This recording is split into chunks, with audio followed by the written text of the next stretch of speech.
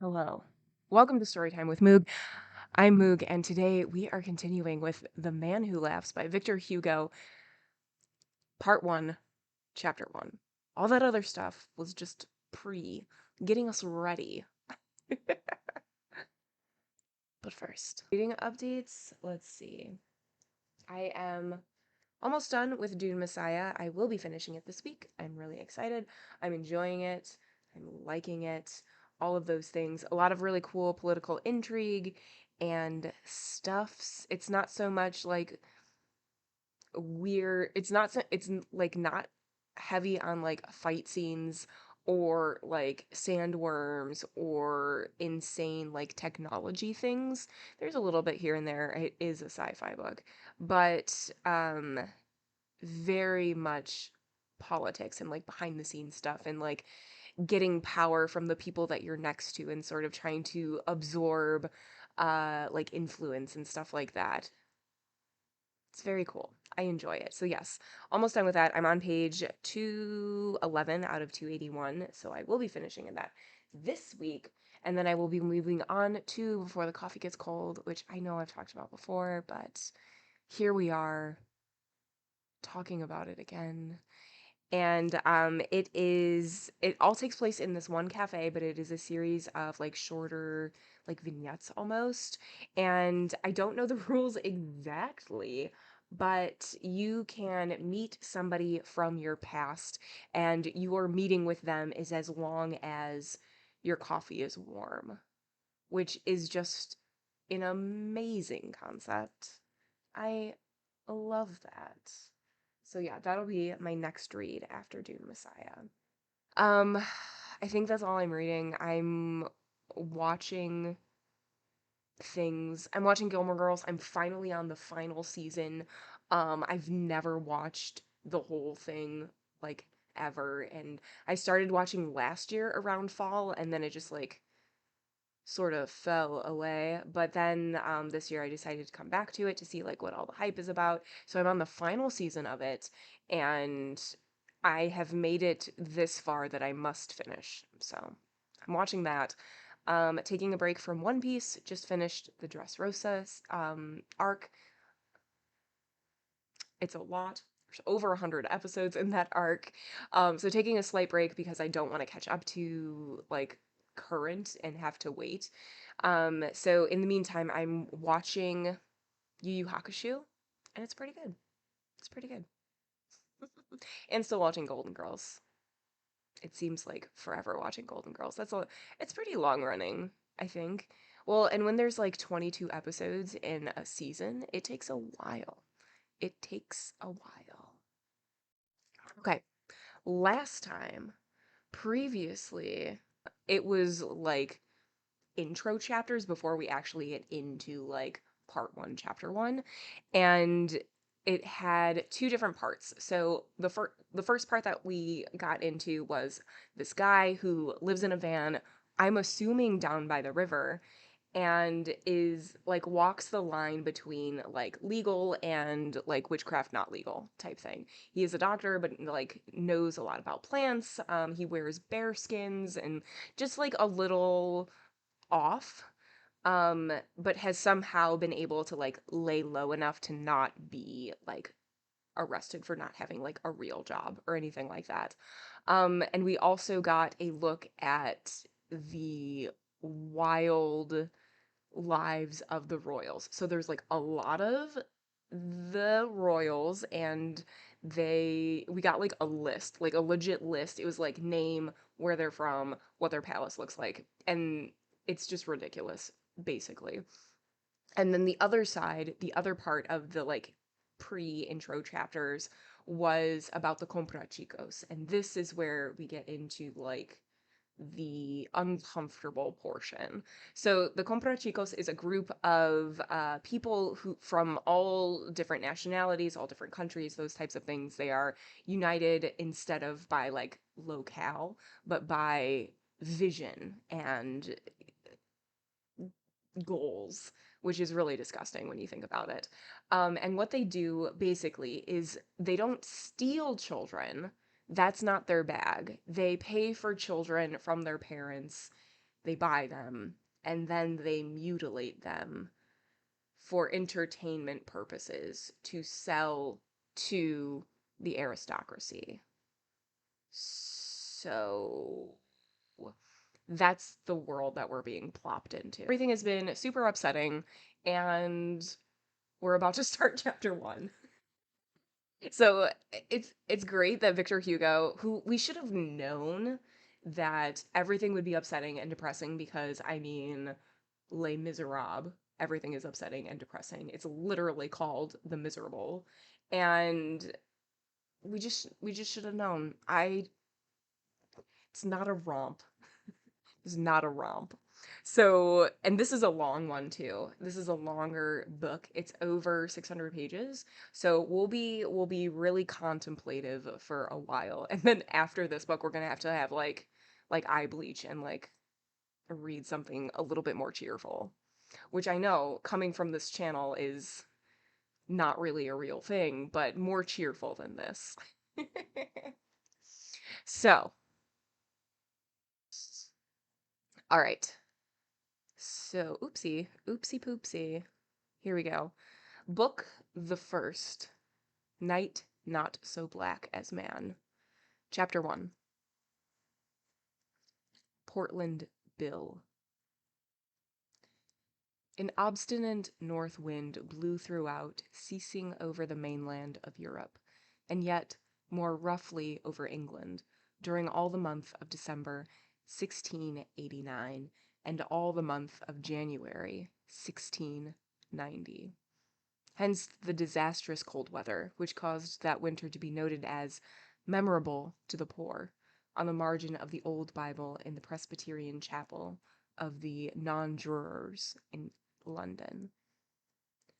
Thanks to the lasting qualities of the old monarchical parchment employed in official registers, long lists of poor persons, found dead of famine and cold, are still legible in many local repositories, particularly in the archives of the Liberty of the Clink, in the borough of Southwark of Pie Powder Court, which signifies Dusty Feet Court, and in those of Whitechapel Court, held in the village of Stepney by the bailiff of the lord of the manor.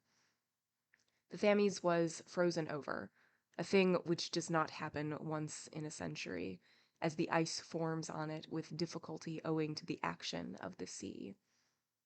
Coaches rolled over the frozen river, and a fair was held with booths, bear baiting and bull baiting. An ox was roasting whole on the ice. This thick ice lasted 2 months. The hard year 1690 surpassed in severity even the famous winters at the beginning of the 17th century, so minutely observed by Dr. Gideon Delane, the same who was, in his quality of apothecary to King James, honored by the city of London with a bust and a pedestal. One evening, towards the close of one of the most bitter days of the month of January 1690, something unusual was going on in one of the numerous inhospitable blights of the Bay of Portland, which caused the seagulls and wild geese to scream and circle round its mouth, not daring to re-enter. In this creek, the most dangerous of all which line the bay during the continuance of certain winds, and consequently the most lonely, convenient, by reason of its very danger, for ships in hiding, a little vessel, almost touching the cliff, so deep was the water, was moored to a point of rock. We are wrong in saying, the night falls. We should say the night rises, for it is from the earth that obscurity comes. It was already night at the bottom of the cliff. It was still day at top. Anyone approaching the vessel's moorings would have recognized a Biscayan hooker. The sun, concealed all day by the mist, had just set. There was beginning to be felt that deep and sombrous melancholy which might be called anxiety for the absent sun. With no wind from the sea, the water of the creek was calm. This was, especially in winter, a lucky exception. Almost all the Portland creeks have sandbars, and in heavy weather the sea becomes very rough, and to pass in safety, much skill and practice are necessary. These little ports more in appearance than fact, are of small advantage. They are hazardous to enter, fearful to leave. On this evening, for a wonder, there was no danger. The Biscay hooker is of an ancient model, now fallen into disuse. This kind of hooker, which has done service even in the Navy, was stoutly built in its hull, a boat in size, a ship in strength. It figured in the Armada. Sometimes the war hooker attained to a high tonnage. Thus, the Great Griffin, bearing a captain's flag and commanded by Lopez de Medina, measured 650 good tons and carried 40 guns. But the merchant and contraband hookers were very feeble specimens. Seafolk held them at their true value and esteemed the model a very sorry one. The rigging of the hooker was made of hemp, sometimes with wire inside, which was probably intended as a means, however unscientific, of obtaining indications in the case of magnetic tension. The lightness of this rigging did not exclude the use of heavy tackle. The cabrius of the Spanish galleon and the cameli of the Roman triremes, sorry, that is not how you pronounce it, but we're going with it. The helm was very long, which gives the advantage of a long arm of leverage, but the disadvantage of a small arc of effort.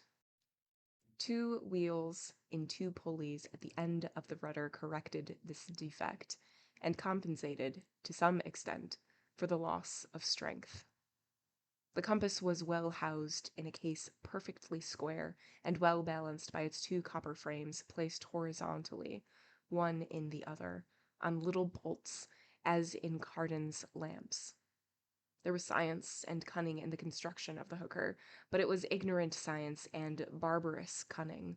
The hooker was primitive, just like the pram and the canoe, was kindred to the pram in stability and to the canoe in swiftness, and, like all vessels, born from the instinct of the pirate and fisherman. It had remarkable sea qualities. It was equally well suited to landlocked and to open waters.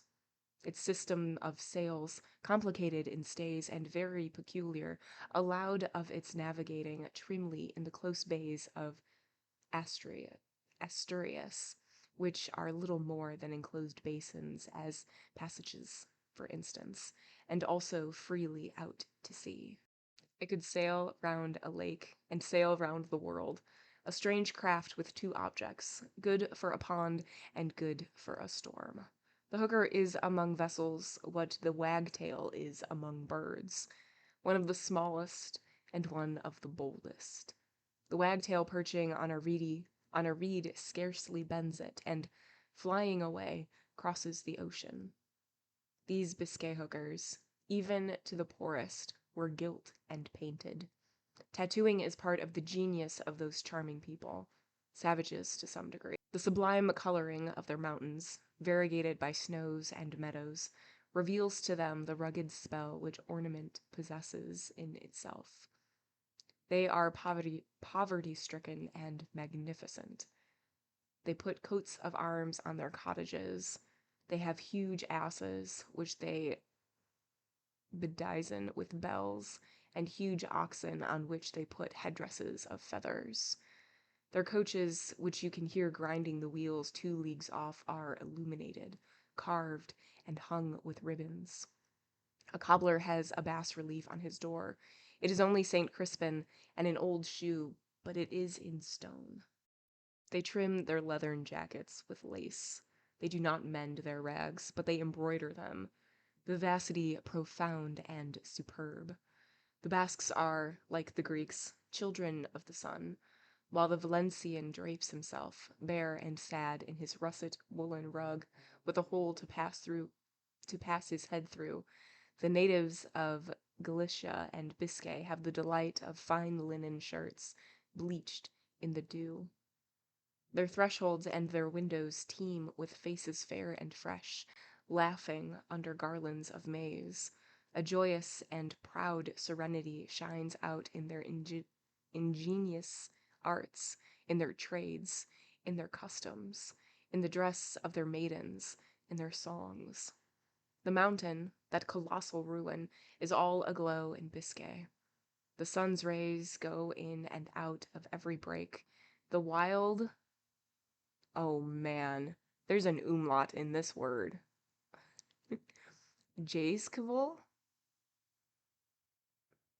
Jaizkville. It's capital Jai with the umlaut. Zquivivel.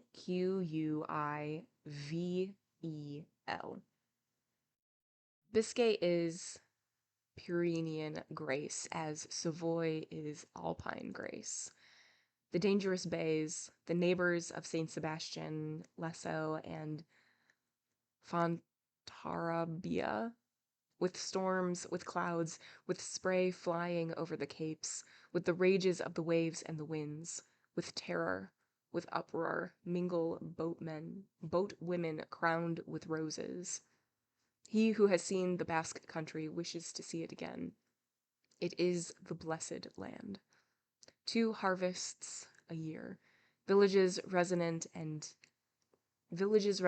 gay, a stately poverty. All Sunday the sound of guitars, dancing, castanets, love-making, houses clean and bright, storks in the belfries. Let us return to Portland, that rugged mountain in the sea. The peninsula of Portland, looked at geometrically, presents the appearance of a bird's head, of which the bill is turned towards the ocean, the back of the head towards Weymouth. The isthmus is its neck. Portland, greatly to the sacrifice of its wildness, exists now but for trade. The coasts of Portland were discovered by quarrymen and plasterers towards the middle of the 17th century. Since that period, what is called Roman cement has been made of the Portland stone, a useful industry, enriching the district and disfiguring the bay. 200 years ago, these coats were eaten away as a cliff, today as a quarry. The pick bites meanly, the wave grandly, hence a diminution of beauty. To the magnificent ravages of the ocean have succeeded the measured strokes of man. These measured strokes have worked away the creek where the Biscay hooker was moored.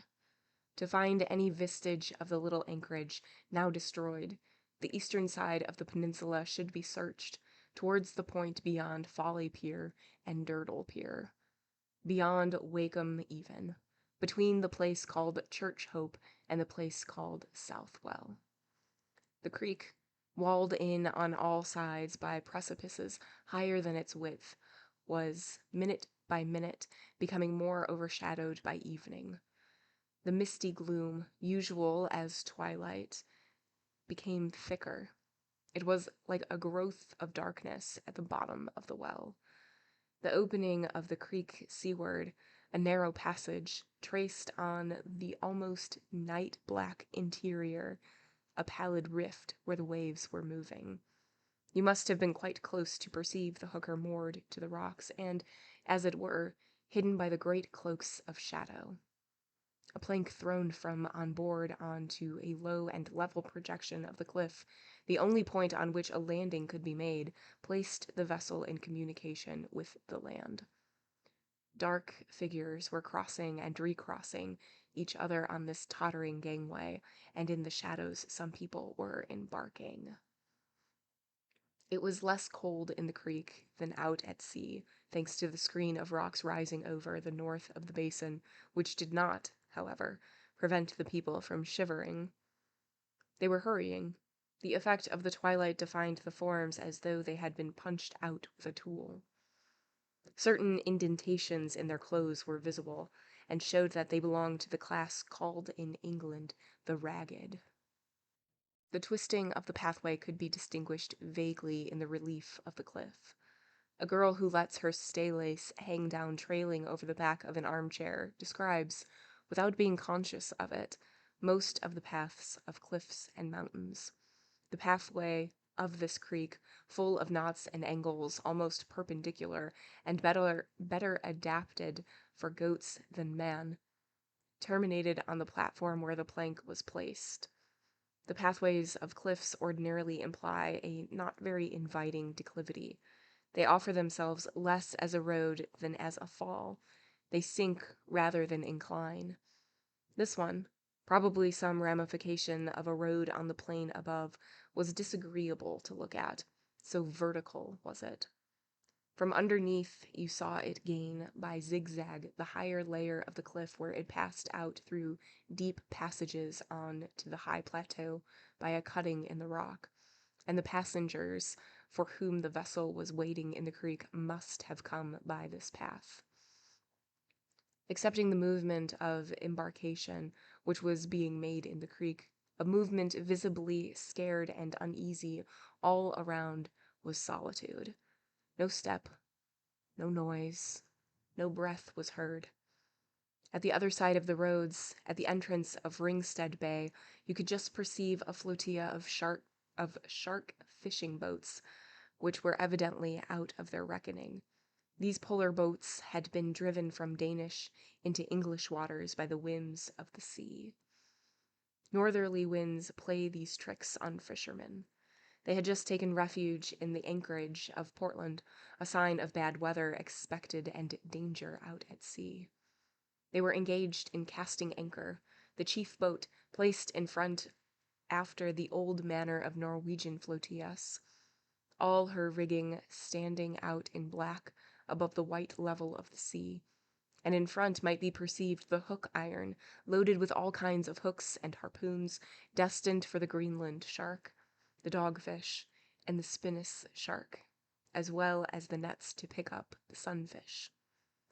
Except a few other craft, all swept into the same corner, the eye met nothing living on the vast horizon of Portland. Not a house, not a ship. The coast in those days was not inhabited, and the roads at that season were not safe. Whatever may have been the appearance of the weather, the beings who were going to sail away in the Biscayan Urca pressed on the hour of departure all the same.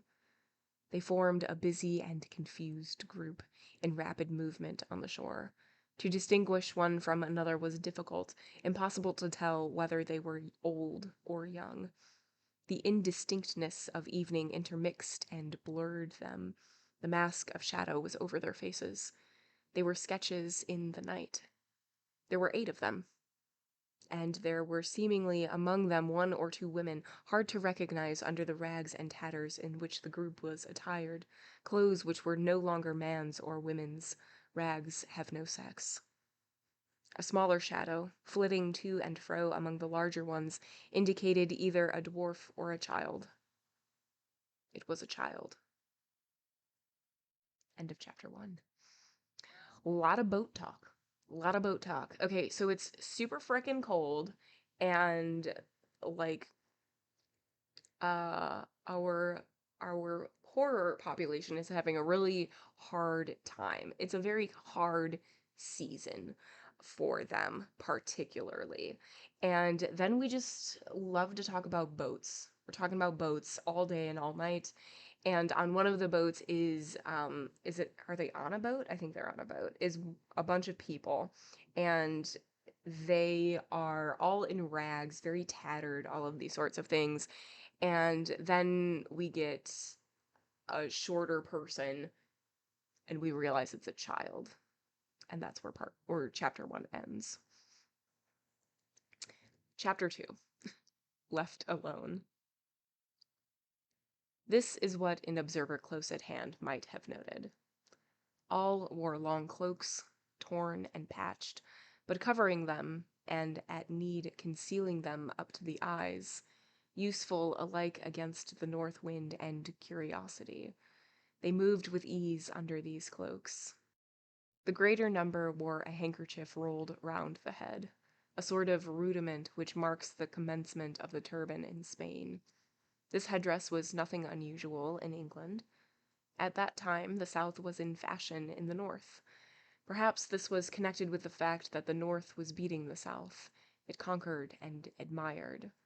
After the defeat of the Armada, Castilian was considered in the halls of Elizabeth to be elegant court talk. To speak English in the palace of the Queen of England was held almost in impropriety. Impropriety. There we go. Partially to adopt the manners of those upon whom we impose our laws is the habit of the conquering barbarian towards conquered civilization. The Tartar contemplates and imitates the Chinese. It was thus Castilian fashions penetrated into England. In return, English interests crept into Spain. One of the men in the group embarking appeared to be a chief. He had sandals on his feet and was bedizened with gold lace tatters and a tinsel waistcoat, shining under his cloak like the belly of a fish. Another pulled down over his face a huge piece of felt, cut like a sombrero. This felt had no hole for a pipe, thus indicating the wearer to be a man of letters. On the principle that a man's vest is a child's cloak, the child was wrapped over his rags in a sailor's jacket, which descended to his knees. By his height, you would have guessed him to be a boy of 10 or 11. His feet were bare. The crew of the hooker was composed of a captain and 2 sailors. The hooker had apparently come from Spain and was about to return thither. She was beyond a doubt engaged in a stealthy service from one coast to the other. The persons embarking in her whispered among themselves. The whispering interchanged by these creatures was of composite sound, now a word of Spanish, then of German, then of French, then of Gaelic, at times of Basque. It was either a oh man, I've never had to say this word out loud. Apologies. Patois, Patois. Patois. That's how my brain thinks it is, but I know that it is not patois, and I would never. Patois. Thank you. Patois. They appeared to be of all nations, and yet of the same band. The motley group appeared to be a company of comrades, perhaps a gang of accomplices. The crew was probably of their brotherhood. Community of object was visible in the embarkation. Had there been a little more light, and if you could have looked at them attentively, you might have perceived on these people rosaries and scapulars half hidden under their rags. One of the semi-women mingling in the group had a rosary almost equal for the size of its beads to that of a dervish, and easy to recognize for an Irish one made of... Oh no. Why couldn't it just be made of, like, marble or wood or something easy to say? Lanthimfree?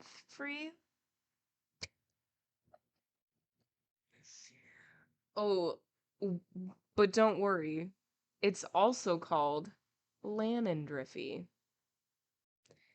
You might also have observed, had it not been so dark, a figure of Our Lady and Child carved and gilt on the bow of the hooker.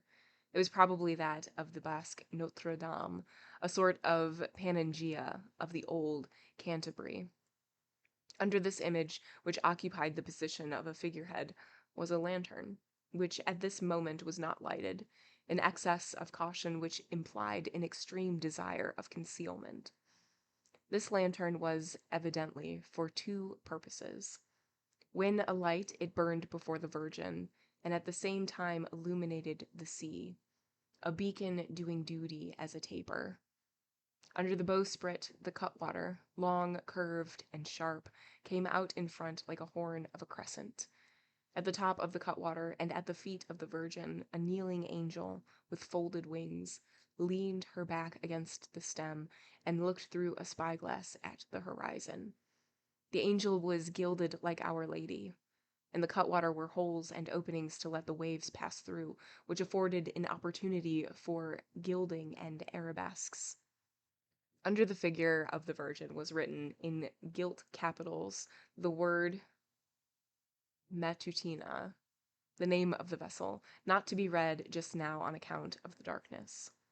Amid the confusion of departure, there were thrown down in disorder at the foot of the cliff the goods which the voyagers were to take with them, and which, by means of a plank serving as a bridge across, were being passed rapidly from the shore to the boat. Bags of biscuit, a cask of stockfish, a case of portable soup, 3 barrels, 1 of fresh water, 1 of malt, 1 of tar, 4 or 5 bottles of ale, an old portmanteau buckled up by straps, trunks, boxes, a ball of tow for torches and signals. Such was the lading. These ragged people had valises, which seemed to indicate a roving life.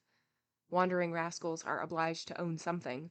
At times they would prefer to fly away like birds, but they cannot do so without abandoning the means of earning a livelihood. They, of necessity, possess boxes of tools and instruments of labor, whatever their errant trade may be. Those of whom we speak were dragging their baggage with them, often in encumbrance.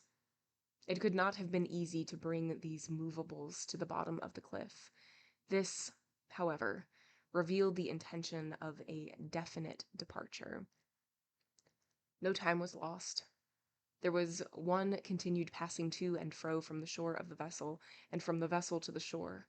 Each one took his share of the work. One carried a bag, another a chest. Those amidst the promiscuous company who were possibly or probably women worked like the rest. They overloaded the child. It was doubtful if the child's father or mother were in the group. No sign of life was vouchsafed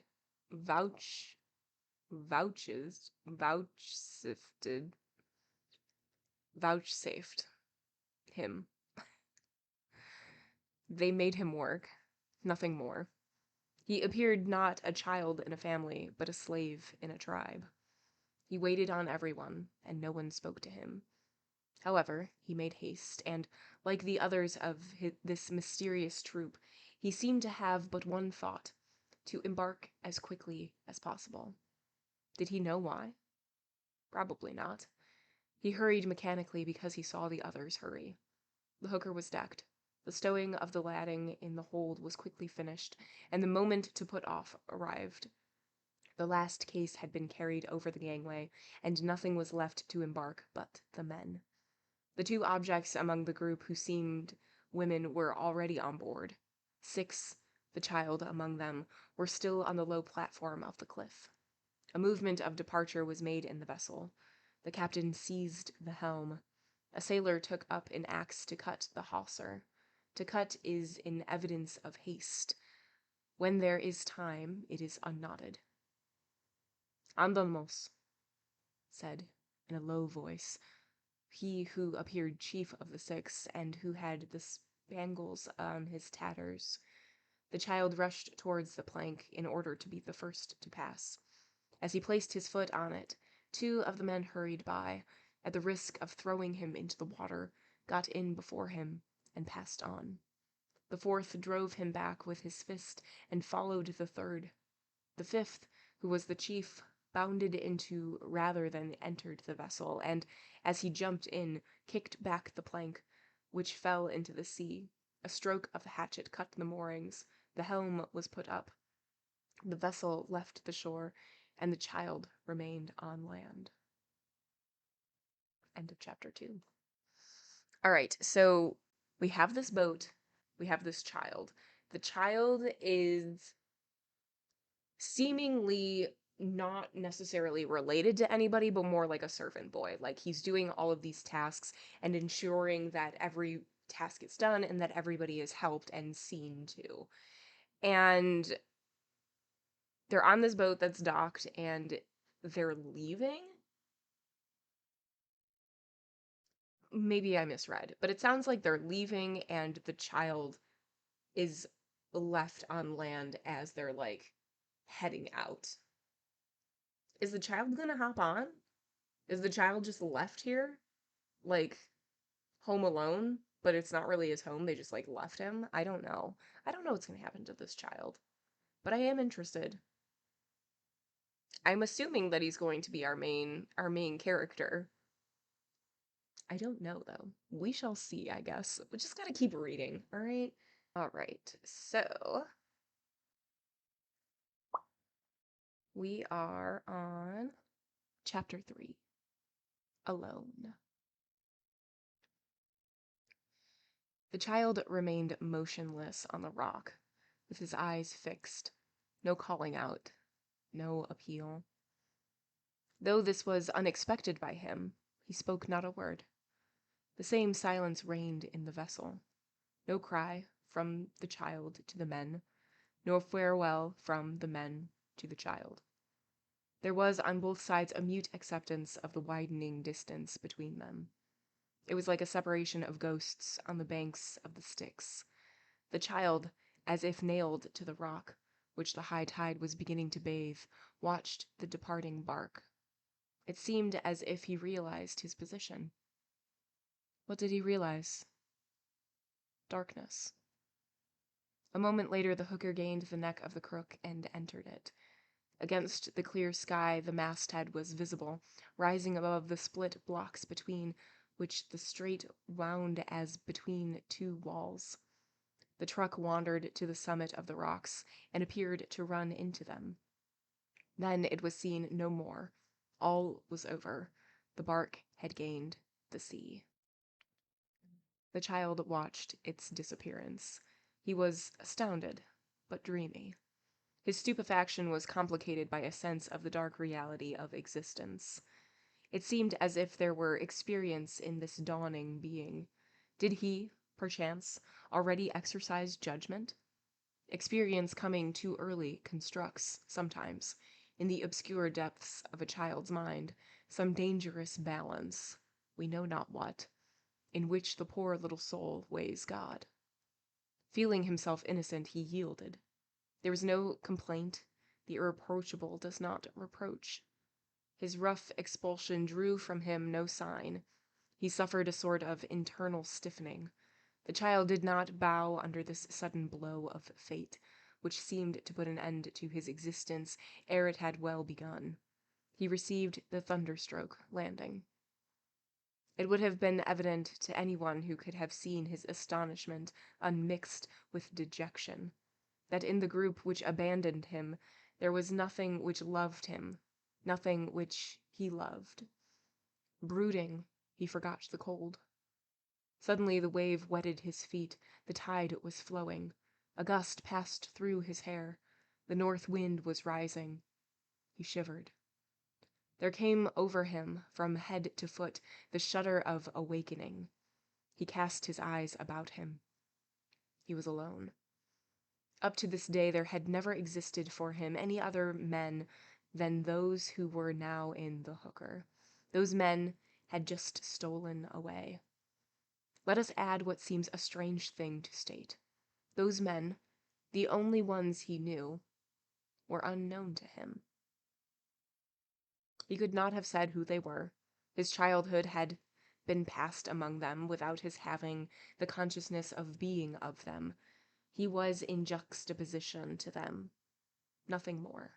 He had just been forgotten by them. He had no money about him, no shoes to his feet, scarcely a garment to his body, not even a piece of bread in his pocket. It was winter. It was night. It would be necessary to walk several leagues before a human habitation could be reached. He did not know where he was. He knew nothing, unless it was that those who had come with him to the brink of the sea had gone away without him. He knew... Oh, we already read that part. He felt himself put outside the pale of life. He felt that man failed him. He was 10 years old. The child was in a desert, between depths where he saw the night rising and depths where he heard the waves murmur. He stretched his little thin arms and yawned. Then, suddenly, as one who makes up his mind, bold and throwing off his numbness, with the agility of a squirrel or perhaps of an acrobat, he turned his back on the creek and set himself to climb up the cliff. He escalated the path, left it, returned to it, quick and venturous. He was hurrying landward, just as though he had a destination marked out. Nevertheless, he was going nowhere. He hastened without an object, a fugitive before fate. To climb is the function of a man, to clamber is that of an animal. He did both. As the slopes of Portland face southward, there was scarcely any snow on the path. The intensity of cold had, however, frozen that snow into dust, very troublesome to the walker. The child freed himself of it. His man's jacket, which was too big for him, complicated matters, and got in his way. Now and then, on an overhanging crag or in the declivity, he came upon a little ice which caused him to slip down. Then, after hanging some moments over the precipice, he would catch hold of a dry branch or projecting stone. Once he came on a vein of slate which suddenly gave way under him, letting him down with it. Crumbling slate is treacherous. For some seconds the child slid like a tile on a roof. He rolled to the extreme edge of the decline. A tuft of grass, which he clutched at the right moment, saved him. He was as mute in sight of the abyss as he had been in sight of the men. He gathered himself up and reascended silently. The slope was steep, so he had to tack in ascending. The precipice grew in the darkness. The vertical rock had no ending. It receded before the child in the distance of its height. As the child ascended, so seemed the summit to ascend. While he clambered, he looked up at the dark entablature, placed like a barrier between heaven and him. At last, he reached the top. He jumped on the level ground, or rather landed, for he rose from the precipice. Scarcely was he on the cliff when he began to shiver. He felt in his face that bite of the night, the north wind. The bitter northwester was blowing. He tightened his rough sailor's jacket about his chest. It was a good coat, called in ship language a sou'wester, because that sort of stuff allows little of the southwesterly rain to penetrate. The child, having gained the tableland, stopped, placed his feet firmly on the frozen ground, and looked about him. Behind him was the sea, in front the land, above the sky, but a sky without stars. An opaque mist masked the zenith. On reaching the summit of the rocky wall, he found himself turned towards the land and looked at it attentively. It lay before him as far as the skyline, flat, frozen, and covered with snow. Some tufts of heather shivered in the wind. No roads were visible, nothing, not even a shepherd's cot. Here and there pale spiral vortices might be seen, which were whirls of fine snow, snatched from the grounds by the wind and blown away. Successive undulations of ground, become suddenly misty, rolled themselves into the horizon. The great dull plains were lost under the white fog, deep silence. It spread like infinity and was hushed as the tomb. The child turned again towards the sea. The sea, like the land, was white. The one was snow, the other with foam. There is nothing so melancholy as the light produced by this double whiteness. Certain lights of night are very clearly cut in their hardness. The sea was like steel, the cliff like ebony. From the height where the child was, the Bay of Portland appeared almost like a geographical map, pale, in a semicircle of hills. There was something dreamlike in that nocturnal landscape, a wan disk belted by a dark crescent. The moon sometimes has a similar appearance. From cape to cape, Along the whole coast, not a single spark indicating a hearth with a fire, not a lighted window, not an inhabited house was to be seen. As in heaven, so on earth, no light, not a lamp below, not a star above. Here and there came sudden risings in the great expanse of waters in the gulf, as the wind disarranged and wrinkled the vast sheet. The hooker was still visible in the bay as she fled. It was a black triangle gliding over the livid waters. Far away the waste of waters stirred confusedly in the ominous, clear obscure of immensity. The Matutina was making quick way. She seemed to grow smaller every minute. Nothing appears so rapid as the flight of a vessel melting into the distance of ocean. Suddenly, she lit the lantern at her prow. Probably the darkness falling round her made those on board uneasy, and the pilot thought it necessary to throw light on the waves. This luminous point, a spark seen from afar, clung like a corpse light to the high and long black form.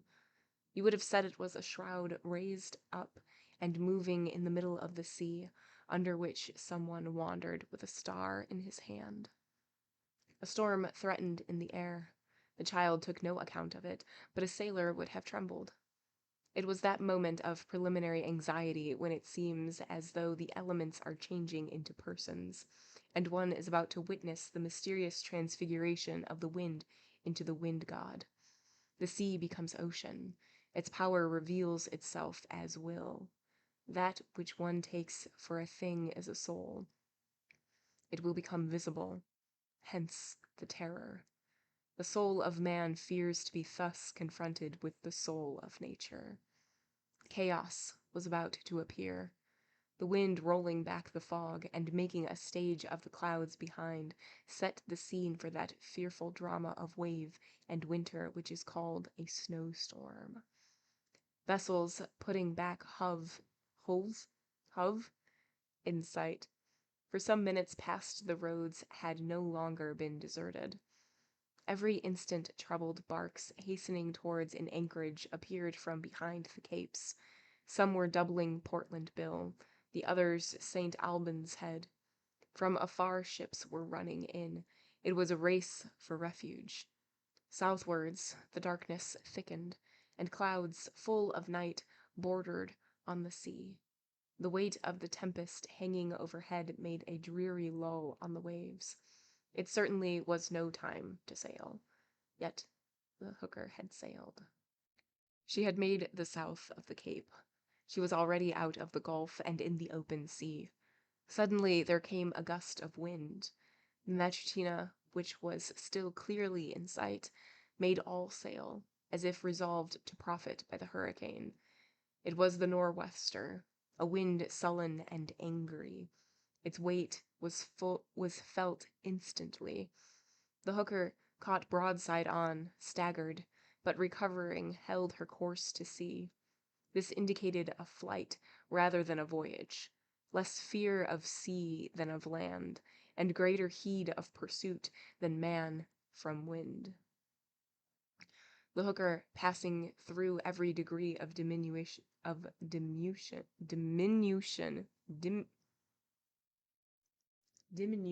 there we go, sank into the horizon. The little star which she carried into shadow paled. More and more the hooker became amalgamated with the night, then disappeared. This time for good and all. At least the child seemed to understand it so. He ceased to look at the sea. His eyes turned back upon the plains, the wastes, the hills, towards the space where it might not be impossible to meet something living. Into this unknown he set out. End of chapter 3. Okay, so we have our child, our boy, a boy, who is now alone, and the only thing that he has is like a bit of bread in his pocket and a coat that one of the crew members like gave him before they left. He has no idea where he's going. He has no idea where he is. He has no money. He's just like walking about right now. Um, but at the same time, like, he didn't really feel connected to anybody on the ship either. Like, he didn't really know anybody. He didn't really have any kinship, like, nothing like that. So he's just sort of not had a home anywhere that he's been so far. And at least that we know of. At least that we know of. And the ship is now just like disappearing from sight, like into the horizon. Chapter 4. Questions. What kind of a band was it which had left the child behind in its flight? Were those fugitives comprachicos? We have already seen the account of the measures taken by William III and passed by Parliament against the malefactors, male and female, called comprachicos, otherwise comprapequeños, otherwise chelas. There are laws which disperse. The law acting against the comprachicos determined not only the comprachicos, but vagabonds of all sorts, on a general flight. It was the devil take the hindmost. The greater number of the comprachicos returned to Spain, many of them, as we have said, being Basques. The law for the protection of children had at first this strange result. It caused many children to be abandoned. Wait a minute. The law for protection of children had at first this strange result. It caused many children to be abandoned. The immediate effect of the penal statute was to produce a crowd of children, found or rather lost. Nothing is easier to understand. Every wandering gang containing a child was liable to suspicion. The mere fact of the child's presence was in itself a denunciation. They are very likely comprachicos. Such was the first idea of the sheriff, of the bailiff, of the constable. Hence arrest and inquiry. People simply unfortunate, reduced to wander and to beg, were seized with the terror of being taken for comprachicos, although they were nothing of the kind. But the weak have grave misgivings of possible errors in justice. Besides, these vagabond families are very easily scared. The accusation against the comprachicos was that they traded in other people's children. But the promiscuousness caused by poverty and indigence is such that at times it might have been difficult for a father and mother to prove a child their own. How came you by this child? How were they to prove that they held it from God? The child became a peril. They got rid of it. To fly unencumbered was easier. The parents resolved to lose it. Now in a wood, now in a strand, now in a well. Children were found drowned in cisterns. Let us add that, in imitation of England, all Europe henceforth hunted down the comprachicos. The impulse of pursuit was given. There is nothing like bellying the cat. From this time forward, the desire to seize them made rivalry and emulation among the police of all countries, and the alguazil was not less keenly watchful than the constable. One could still read, 23 years ago, on a stone of the gate of Otero, in untranslatable inscription, the words of the code outraging propriety. In it, however, the shade of difference which existed between the buyers and the stealers of children is very strongly marked. Here is part of the inscription in somewhat rough Castellan. All right, here we go. It's another language. We all know how that happens. Aquí quedan las orejas de los comprachicos y las bolsas de los rabaniños, mientras que se van ellos al trabajo de mar. You see, the confiscation of ears, etc., did not prevent the owners going to the galleys, whence followed a general rout among all vagabonds. They started, frightened. They arrived, trembling. On every shore in Europe their furtive advent was watched. Impossible for such a band to embark with a child, since to disembark with one was dangerous. To lose the child was much simpler of accomplishment. And this child, of whom we have caught a glimpse in the shadow of the solitudes of Portland, by whom had he been cast away? To all appearances, by comprachicos.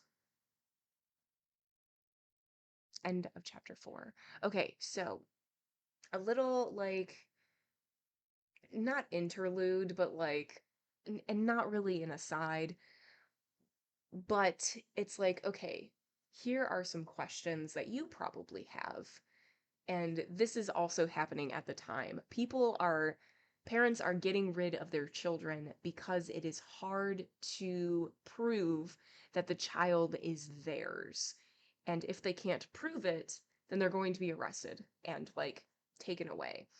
And there is such a high hunt to finding comprachicos and people who steal children that a lot of people are being accused.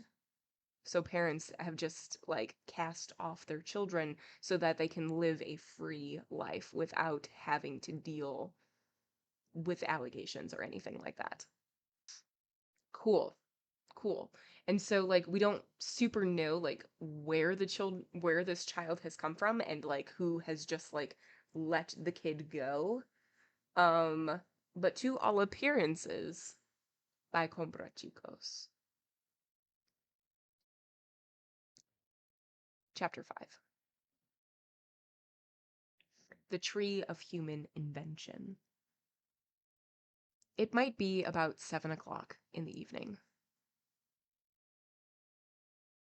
It is not. Unless you're in a time zone where it is, in which case, that's really fun.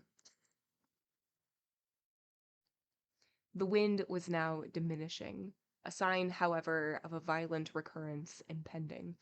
The child was on a tableland at the extreme south point of Portland. Portland is a peninsula, but the child did not know what a peninsula is, and was ignorant even of the name of Portland. He knew but one thing, which is that one can walk until one drops down. An idea is a guide, and he had no idea. They had brought him there and left him there. They and there. These two enigmas represented his doom. They were humankind. There was the universe. For him, in all creation, there was absolutely no other basis to rest on but the little piece of ground where he placed his heel, ground hard and cold to his naked feet. In that great twilight world, open on all sides, what was there for the child? Nothing. He walked towards this nothing.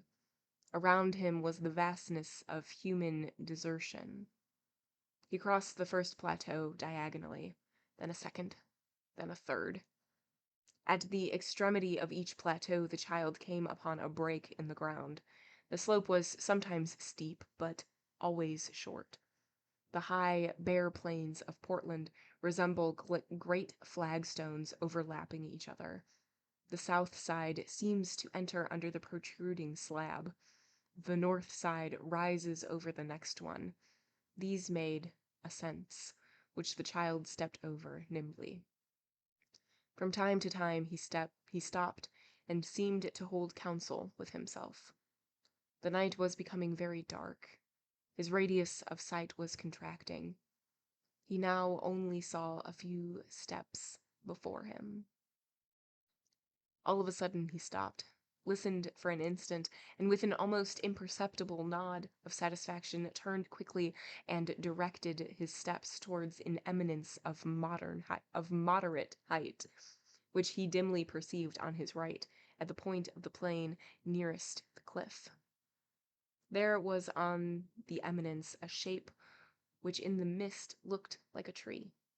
The child had just heard a noise in this direction, which was the noise neither of the wind nor of the sea, nor was it the cry of animals. He thought that someone was there. and in a few strides he was at the foot of the hillock. In truth, someone was there. That which had been indistinct on the top of the eminence was now visible. It was something like a great arm thrust straight out of the ground. At the upper extremity of the arm, a sort of forefinger, supported from beneath by the thumb, pointed out horizontally. The arm, the thumb, and the forefinger drew a square against the sky. At the point of juncture of this peculiar finger and this peculiar thumb, there was a line, from which hung something black and shapeless. The line moving in the wind sounded like a chain. This was the noise the child had heard. Seen closely, the line was that which the noise indicated. A chain. A single chain cable. By that mysterious law of amalgamation, which throughout nature causes appearances to exaggerate realities, the place, the hour, the mist, the mournful sea, the cloudy turmoils on the distant horizon, added to the effect of this figure and made it seem enormous. The mass linked to the chain presented the appearance of a scabbard. It was swaddled like a child and long like a man. There was a round thing at its summit, about which the end of the chain was rolled. The scabbard was riven asunder at the lower end, and shreds of flesh hung out between the rents. A feeble breeze stirred the chain, and that which hung to it swayed gently. The passive mass obeyed the vague motions of space. It was an object to inspire indescribable dread. Horror, which disproportions everything, blurred its dimensions while retaining its shape. It was a condensation of darkness which had a defined form. Night was above and within the spectre. It was a prey of ghastly exaggeration. Twilight and moonrise, stars setting behind the cliff, floating things in space, the clouds, winds from all quarters had ended by penetrating into the composition of this visible nothing. The species of log hanging in the wind partook of the impersonality diffused far over sea and sky, and the darkness completed this phase of the thing which had once been a man. It was that which is no longer. To be not, but a remainder. Such a thing is beyond the power of language to express. To exist no more, yet to persist. To be in the abyss, yet out of it. To reappear above death as if indissoluble. There is a certain amount of impossibility mixed with such reality. Thence comes the inexpressible. This being, was it a being? This black witness was a remainder, and an awful remainder. A remainder of what? Of nature first, and then of society. Not, and yet total. The lawless inclemency of the weather held it at its will. The deep oblivion of solitude environed it. It was given up to unknown chances. It was without defense against the darkness, which did with it what it willed. It was forever the patient. It submitted. The hurricane, that ghastly conflict of winds, was upon it. The spectre was given over to pillage. It underwent the horrible outrage of rotting in the open air. It was an outlaw of the tomb. There was no peace for it even in annihilation. In the summer it fell away into dust, in the winter into mud. Death should be veiled. The grave should have its reserve. Here was neither veil nor reserve, but cynically avowed putrefaction. It is effrontery in death to display its work. It offends all the calmness of shadow when it does its task outside its laboratory, the grave. This dead thing had been stripped. To strip one already stripped. Relentless act. His marrow was no longer in his bones. His entrails were no longer in his body. His voice no longer in his throat. A corpse is a pocket which death turns inside out and empties.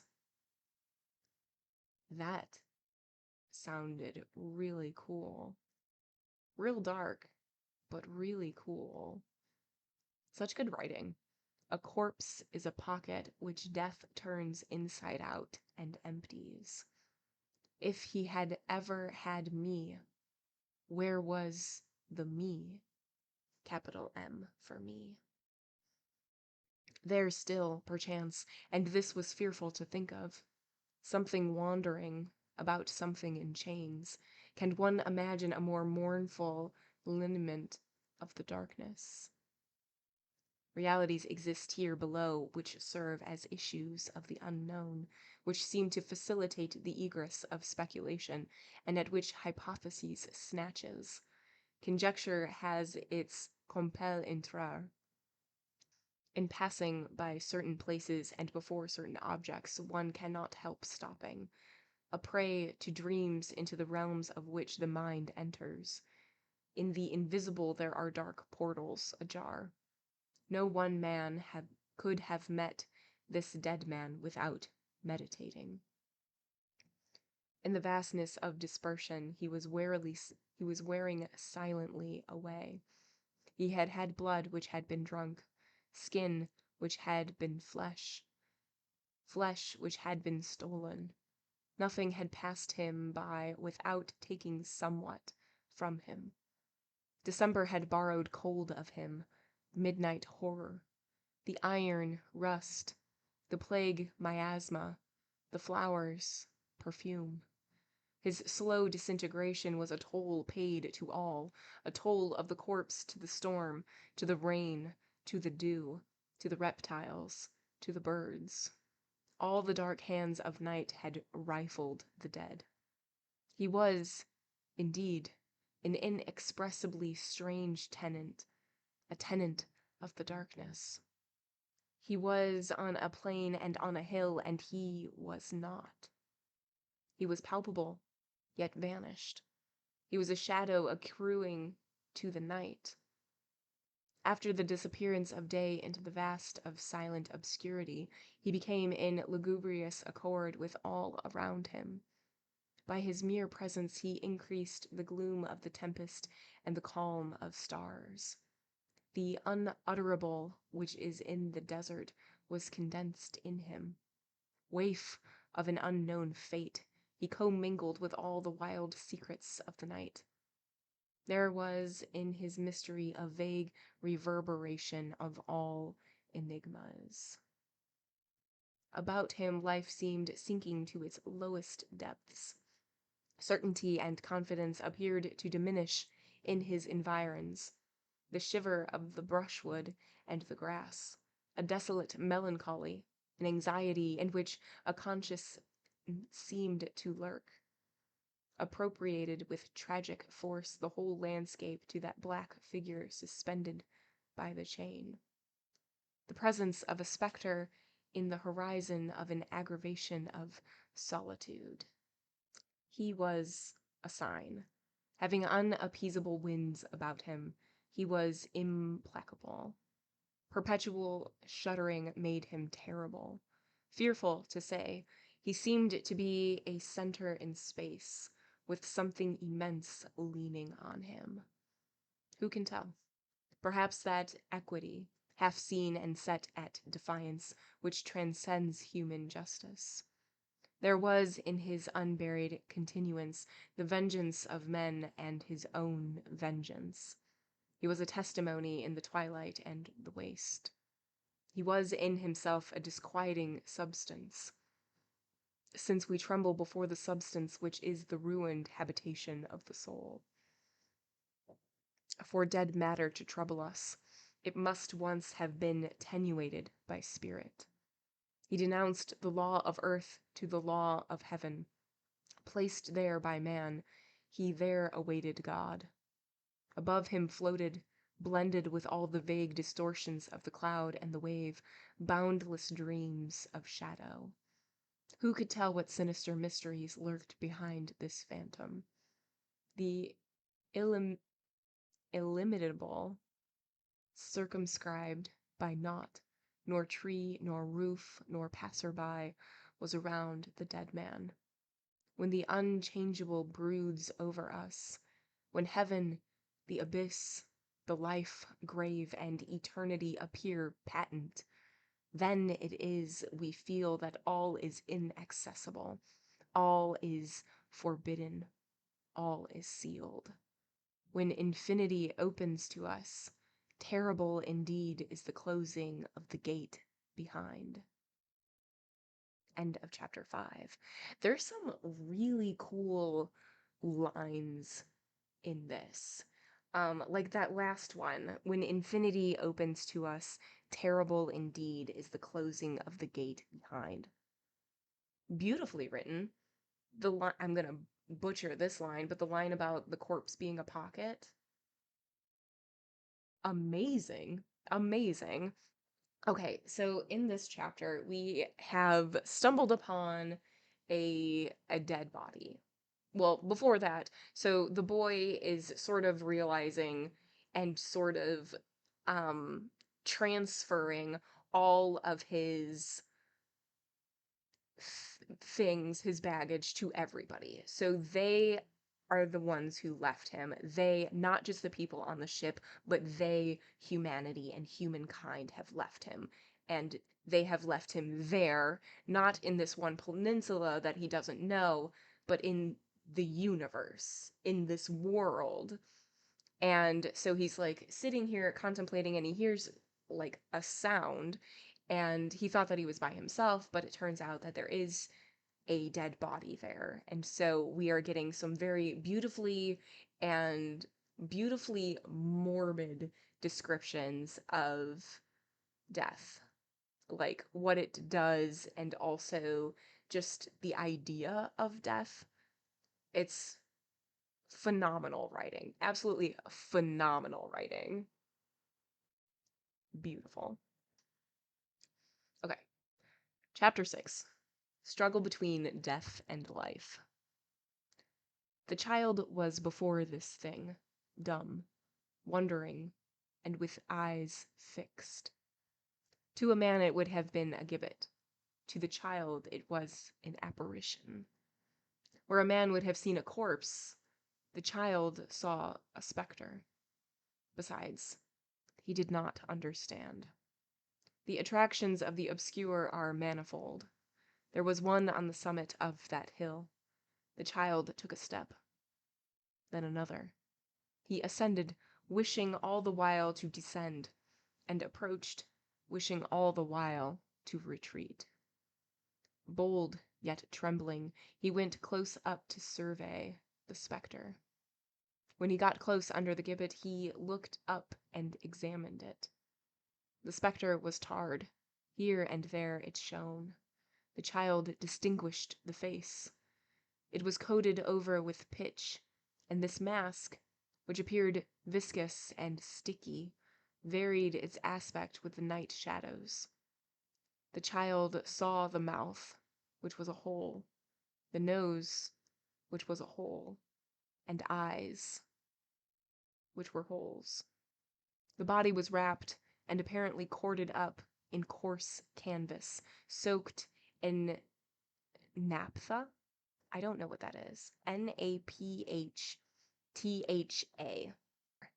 The canvas was moldy and torn, a knee protruding through it. A rent disclosed the ribs, partly corpse, partly skeleton. The face was the color of earth. Slugs, wandering over it, had traced across it vague ribbons of silver. The canvas, glued to the bones, showed in reliefs like the robe of a statue. The skull, cracked and fractured, gaped like a rotten fruit. The teeth were still human, for they retained a laugh. The remains of a cry seemed to murmur in the open mouth. There were a few hairs of beard on the cheek. The inclined head had an air of attention. Some repairs had recently been done. The face had been tarred afresh, as well as the ribs and knee which protruded from the canvas. The feet hung out below. Just beneath, in the grass, were 2 shoes, which snow and rain had rendered shapeless. These shoes had fallen from the dead man. The barefooted child looked at the shoes. The wind, which had become more and more restless, was now and then interrupted by those pauses which foretell the approach of a storm. For the last few minutes it had altogether ceased to blow. The corpse no longer stirred. The chain was as motionless as a plumb line. Like all newcomers into life, and taking into account the peculiar influences of his fate, the child no doubt felt within him that awakening of ideas characteristic of early years, which endeavors to open the brain, and which resembles the pecking of the young bird in the egg. But all that there was in his little consciousness just then was resolved into stupor. Excess of sensation has the effect of too much oil, and ends by putting out thought. A man would have put himself questions. The child put himself none. He only looked. The tar gave the face a wet appearance. Drops of pitch, congealed in what had once been the eyes, produced the effect of tears. However, thanks to the pitch, the ravage of death, if not annulled, was visibly slackened and reduced to the least possible decay. That which was before the child was a thing of which care was taken. The man was evidently precious. They had not cared to keep him alive, but they cared to keep him dead. The gibbet was old, worm-eaten, although strong, and had been in use many years. It was an immemorial custom in England to tar smugglers. They were hanged on the seaboard, coated over with pitch, and left swinging. Examples must be made in public, and tarred examples last longest. The tar was mercy. By renewing it, they were spared making too many fresh examples. They placed gibbets from point to point along the coast, as nowadays they do beacons. The hanged man did duty as a lantern. After his fashion, he guided his comrades, the smugglers. The smugglers from far out at sea perceived the gibbets. There is one, first warning. Another, second warning. It did not stop smuggling, but public order is made up of such things. The fashion lasted in England up to the beginning of this century. In 1822, 3 men were still to be seen hanged in front of Dover Castle. But, for that matter, the preserving process was employed not only with smugglers. England turned robbers, incendiaries, and murderers to the same account. Jack Painter, who set fire to the government storehouses at Portsmouth, was hanged and tarred in 1776. Lebicoyer, who describes him as Jean Lepentue, saw him again in 1777.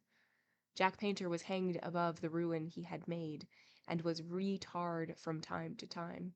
His corpse lasted, I had almost said lived, nearly 14 years. It was still doing good service in 1788. In 1790, however, they were obliged to replace it by another. The Egyptians used to value the mummy of the king. A plebeian mummy can also, it appears, be of service. The wind, having great power on the hill, had swept it of all its snow. Herbage reappeared on it, interspersed here and there with a few thistles.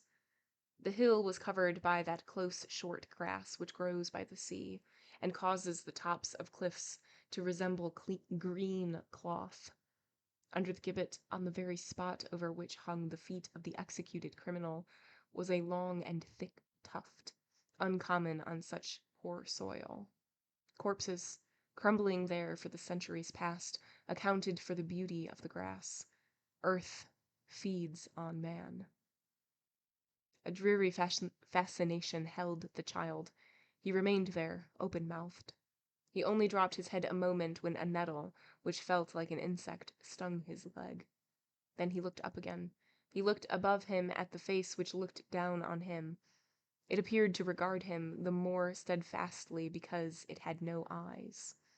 It was a comprehensive glance, having an indescribable fixedness in which there were both light and darkness, and which emanated from the skull and teeth, as well as the empty arches of the brow. The whole head of a dead man seems to have vision, and this is awful. No eyeball, yet we feel that we are looked at, a horror of worms. Little by little, the child himself was becoming an object of terror. He no longer moved. Torpor was coming over him. He did not perceive that he was losing consciousness. He was becoming benumbed and lifeless. Winter was silently delivering him over to night.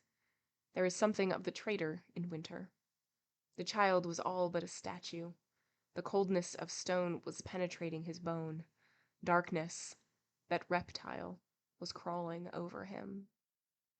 The drowsiness resulting from snow creeps over a man like a dim tide. The child was being slowly invaded by a stagnation resembling that of the corpse. He was falling asleep. On the hand of sleep is the finger of death. The child felt himself seized by that hand. He was on the point of falling under the gibbet. He no longer knew whether he was standing upright. The end always impending. No transition between to be and not to be. The return into the crucible, the slip possible every minute, which is the precipice, which is creation. Capital C, creation. Another instant, the child and the dead, life in sketch and life in ruin, would be confounded in the same obliteration. The spectre appeared to understand and not to wish it. Of a sudden, it stirred. One would have said it was warning the child. It was the wind beginning to blow again.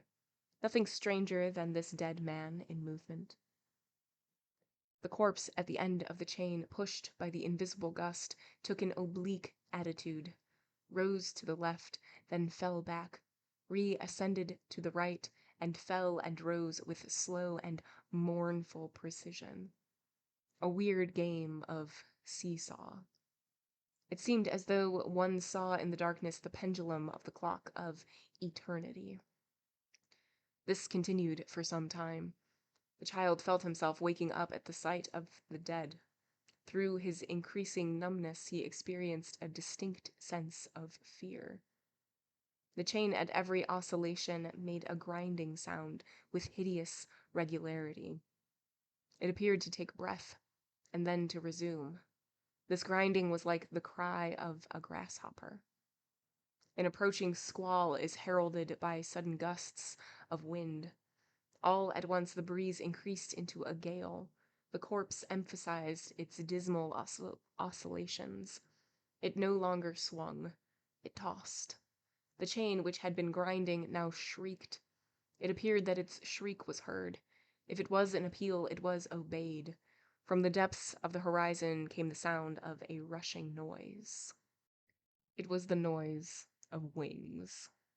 An incident occurred, a stormy incident, peculiar to graveyards and solitudes.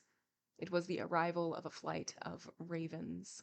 Black flying specks pricked the clouds, pierced through the mist, increased in size, came near, amalgamated, thickened, hastening toward the hill, uttering cries.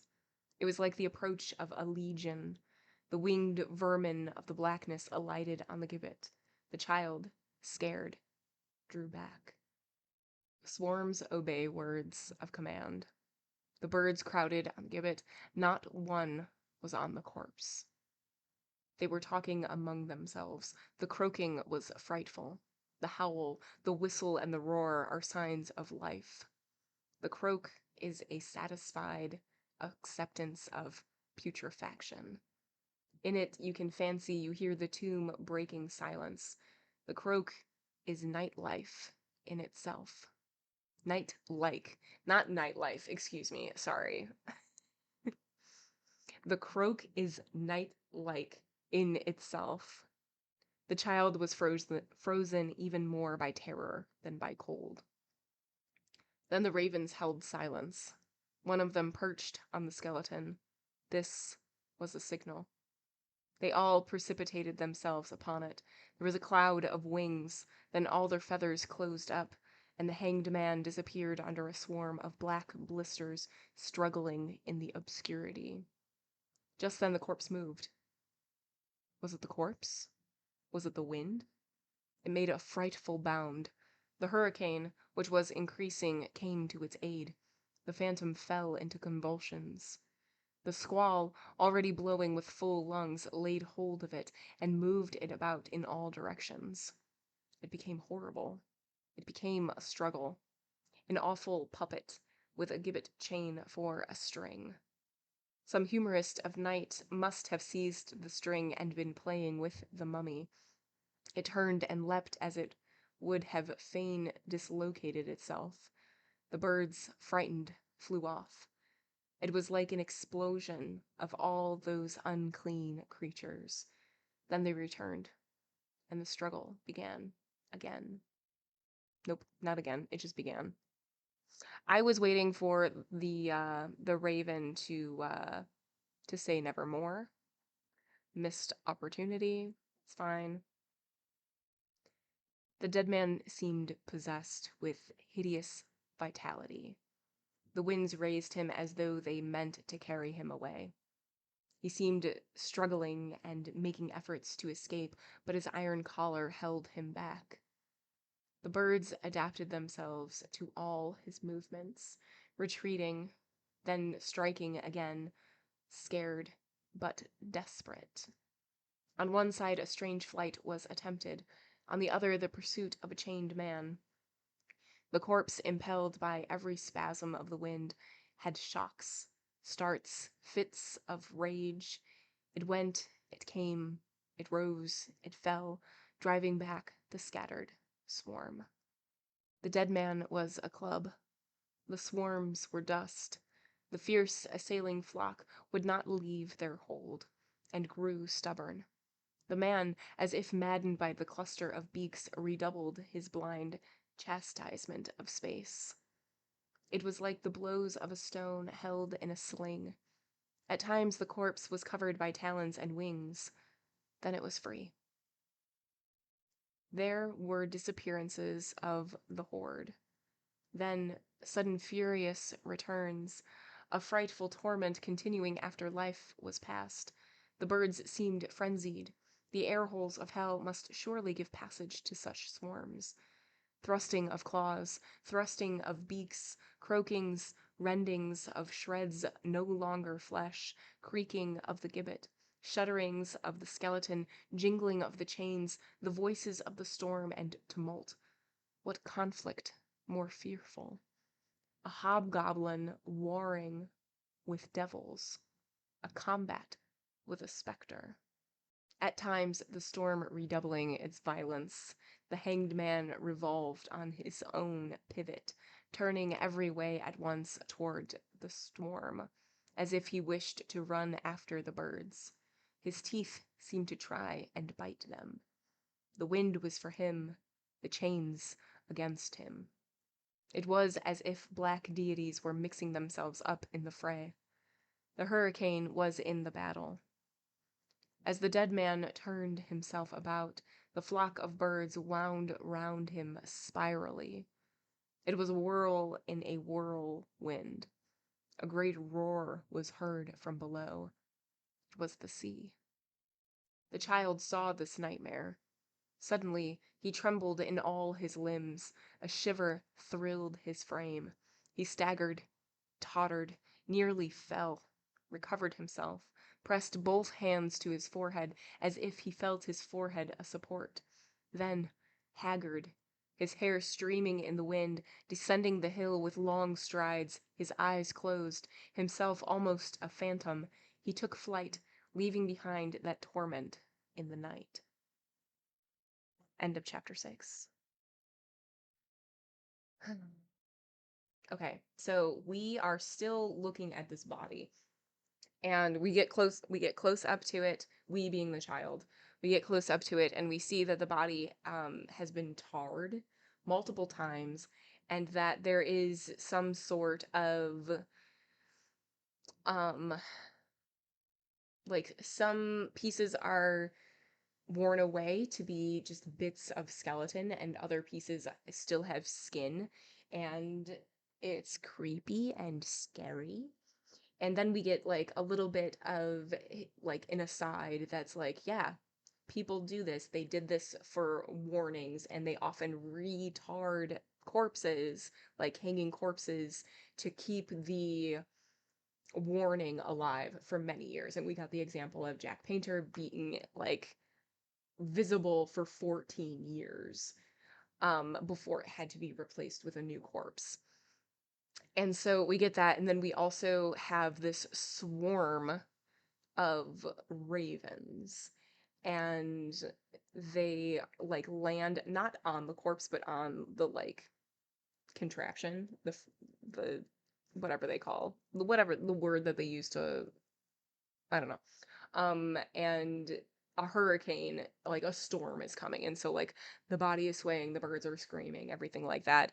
And the effect that it's giving is just terrifying this child, because of course it is. Of course it's terrifying this child. And so the child like runs away. And that's what we got. Chapter 7. The North Point of Portland. He ran until he was breathless, at random, desperate, over the plain into the snow, into space. His flight warmed him. He needed it. Without the run and the fright, he had died. When his breath failed him, he stopped, but he dared not look back. He fancied that the birds would pursue him, that the dead man had undone his chain and was perhaps hurrying behind him, and no doubt the gibbet itself was descending the hill, running after the dead man. He feared to see these things if he turned his head. When he had somewhat recovered his breath, he resumed his flight. To account for facts does not belong to childhood. He received impressions which were magnified by terror, but he did not link them together in his mind, nor form any conclusion on them. He was going on, no matter how or where. He ran in agony and difficulty as one in a dream. During the 3 hours or so since he had been deserted, his onward progress, still vague, had changed its purpose. At first it was a search. Now it was a flight. He no longer felt hunger nor cold. He felt fear. One instinct had given place to another. To escape was now his whole thought. To escape from what? From everything. On all sides his life seemed to enclose him like a horrible wall. If he could have fled from all things, he would have done so. But children know nothing of that breaking from prison which is called suicide. He was running. He ran on for an indefinite time, but fear dies with lack of breath. All at once, as if seized by a sudden accession of energy and intelligence, he stopped. One would have said he was ashamed of running away. He drew himself up, stamped his feet, and, with head erect, looked around.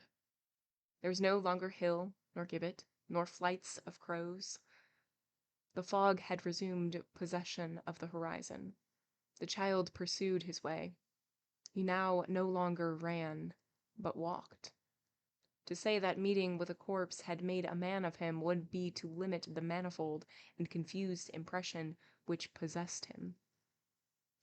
There was in his impression much more and much less. The gibbet, a mighty trouble in the rudiment in the rudiment of comprehension nascent in his mind, still seemed to him an apparition. But a trouble overcome is strength gained, and he felt himself stronger. Had he been of an age to probe self, he would have detected within him 1,000 other germs of meditation. But the reflection of children is shapeless, and the utmost they feel is the bitter aftertaste of that which, obscure to them, the man later on calls indignation. Let us add that a child has the faculty of quickly accepting the conclusion of a sensation, the distinct fading boundaries which amplify painful subjects escape him. A child is protected by the limit of feebleness against emotions which are too complex. He sees the fact, and little else beside. The difficulty of being satisfied by half ideas does not exist for him. It is not until later that experience comes, with its brief, to conduct the lawsuit of life. Then he confronts groups of facts which have crossed his path. The understanding, cultivated and enlarged, draws comparisons. The memories of youth reappear under the passions, like the traces of a palimpsest. Palimpsest.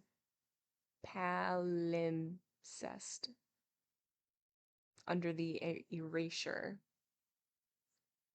I'm sorry, what? A manuscript or piece of writing material on which the original writing has been effaced to make room for later writing, but of which traces remain. There we go. Palimpsest. Got it. These memories form the basis of logic, and that which was a vision in the child's brain becomes a syllogism in the man's. Experience is, however, various, and turns to good or evil according to natural disposition. With the good it ripens, with the bad it rots. The child had run quite a quarter of a league and walked another quarter, when suddenly he felt the craving of hunger. A thought which altogether eclipsed the hideous apparition on the hill occurred to him forcibly, that he must eat. Happily, there is in man a brute which serves to lead him back to reality. But what to eat? Where to eat? How to eat? He felt his pockets mechanically, well knowing that they were empty. Then he quickened his steps, without knowing whither he was going.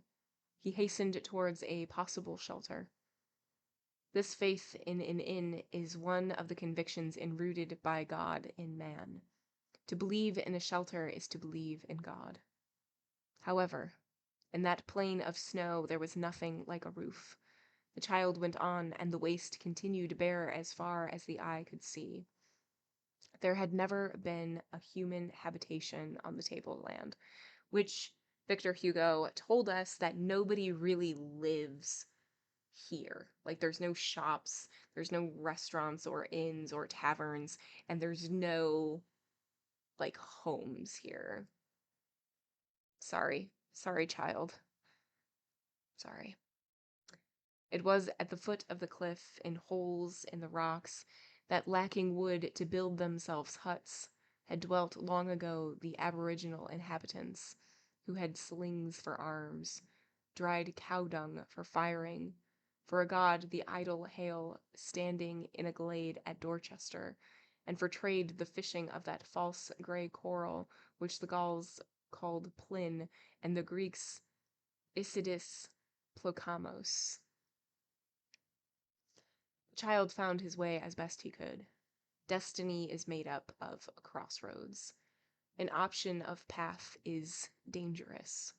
This little being had an early choice of doubtful chances. He continued to advance, but although the muscles of his thighs seemed to be of steel, he began to tire.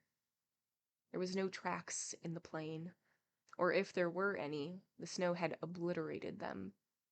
Instinctively, he inclined eastwards. Sharp stones had wounded his heels. Had it been daylight, pink stains made by his blood might have been seen in the footprints he left in the snow. He recognized nothing. He was crossing the plain of Portland from south to north, and it is probable that the band with which he had come, to avoid meeting anyone, had crossed it from east to west.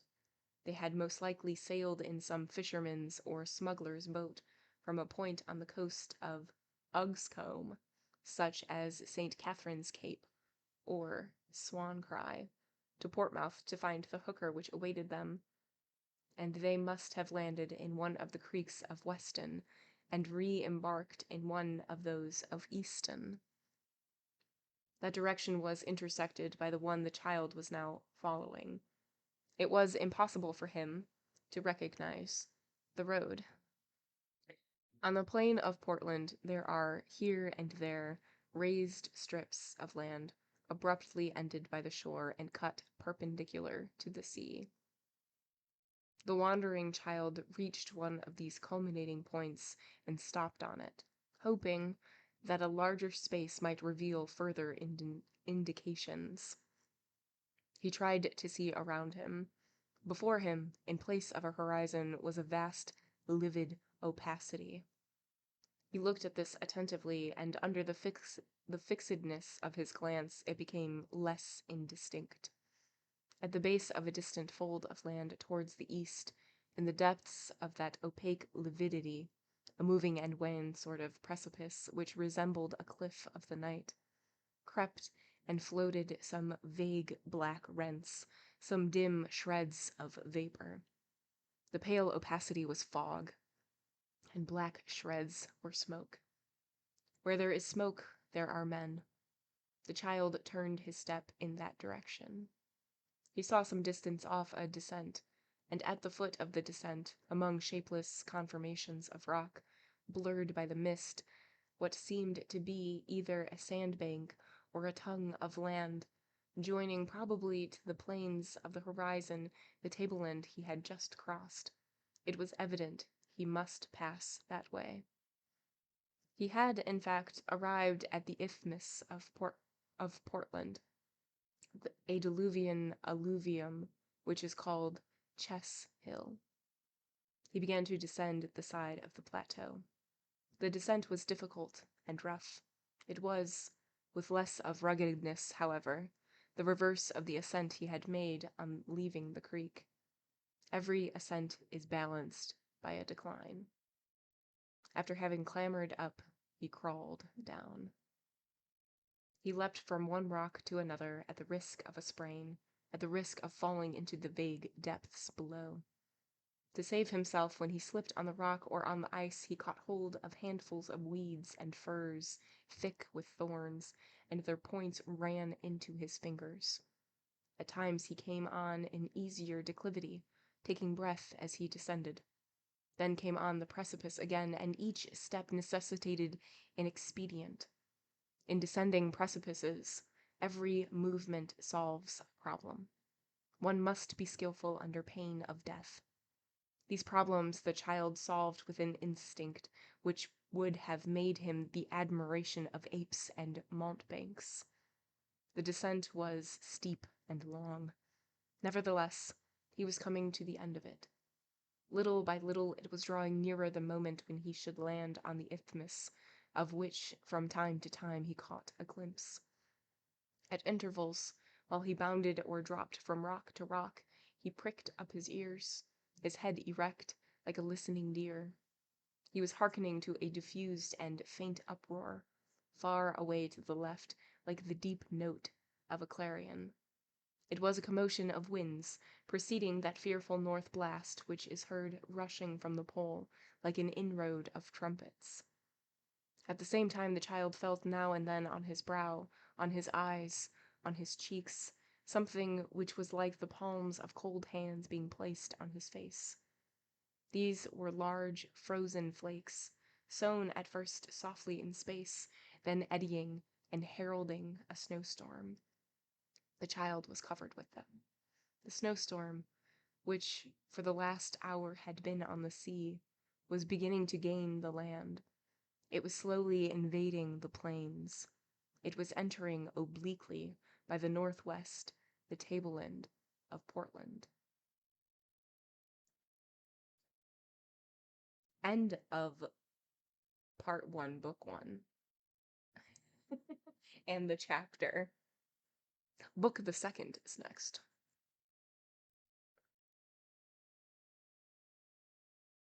All right.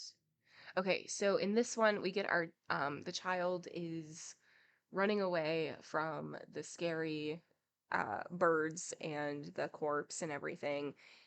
And as his, adrenaline calms down, he realizes that he is hungry and he doesn't have any food. He doesn't have any money, of course. So he goes looking for an inn, for shelter, for something.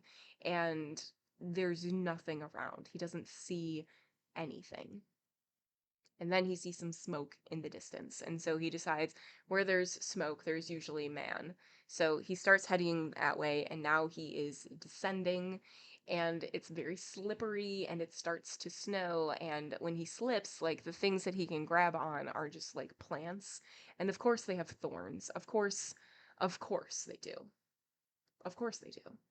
So he's barefoot and he has like bloodied feet, and now his hands are getting all scratched up and poked and stabbed, and he's really hungry, and he doesn't know where he is or where he's going and all of these things. And oh boy, oh boy, oh boy. Book the second, The Hooker at Sea.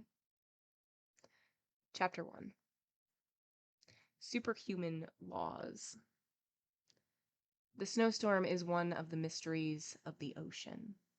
It is the most obscure of things meteorological. Obscure in every sense of the word. It is a mixture of fog and storm, and even in our days we cannot well account for the phenomenon. Hence, many disasters. We try to explain all things by the action of wind and wave, yet in the air there is a force which is not the wind, and in the waters is a force which is not the wave. That force, both in the air and in the water, is effluvium.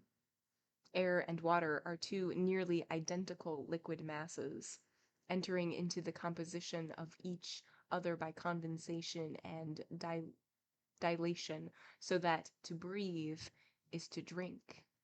Effluvium alone is effluvium alone is fluid. The wind and the wave are only impulses. Effluvium is a current. The wind is visible in clouds. The wave is visible in foam. Effluvium is invisible.